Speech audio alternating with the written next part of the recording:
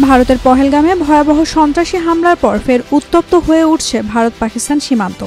দুই দেশের মধ্যে আবারও যুদ্ধের আশঙ্কা। এদিকে ভারত ও পাকিস্তান পাল্টাপাল্টি দোষারোপ এবং হুঁশিয়ারি দিচ্ছে একে অপরকে। কাশ্মীর সীমান্তে বাড়ছে সামরিক তৎপরতা। পাকিস্তানের সীমান্তবর্তী এলাকায় ইতোমধ্যে শুরু হয়েছে বাংকার নির্মাণ। অনেকের আশঙ্কা, ভারতের প্রতিশোধমূলক হামলায় ধর্মীয় শিক্ষা কেন্দ্রগুলো টার্গেট হতে পারে।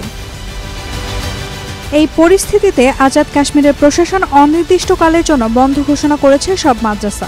তবে আতঙ্ক নয়, আত্মবিশ্বাস নিয়ে পরিস্থিতি মোকাবিলায় প্রস্তুত স্থানীয়রা।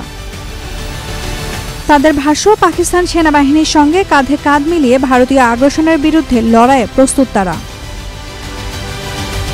ভারতের দিকেও চলছে প্রস্তুতি। জম্মু কাশ্মীর অঞ্চলে বাংকার তৈরি করছেন সাধারণ মানুষ। যুদ্ধ হলে সেনার সঙ্গে কাজ করতে চান অনেকেই। শুধু তাই নয়, যুদ্ধ হলে সেনাবাহিনীকে খাদ্য, পানি ও প্রয়োজনীয় সহায়তা দিতে তারা তৈরি। দেশ রক্ষায় পিছু হটবে না কেউ। বিশ্লেষকরা বলছেন, 1947 সালের পর থেকেই কাশ্মীর ছিল দ্বন্দ্বের কেন্দ্রবিন্দু। কিন্তু এই নিয়ে দুই দেশ তিনবার সরাসরি যুদ্ধ করেছে।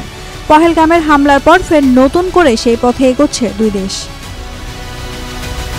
আন্তর্জাতিক সম্প্রদায়ের পক্ষ থেকে শান্তিপূর্ণ সমাধানের আহ্বান এলেও দুই দেশের অভ্যন্তরীণ রাজনীতিতে যুদ্ধের আবহ আরও ঘনীভূত হচ্ছে। নাওমি নাসরিন, ডেইলি সান।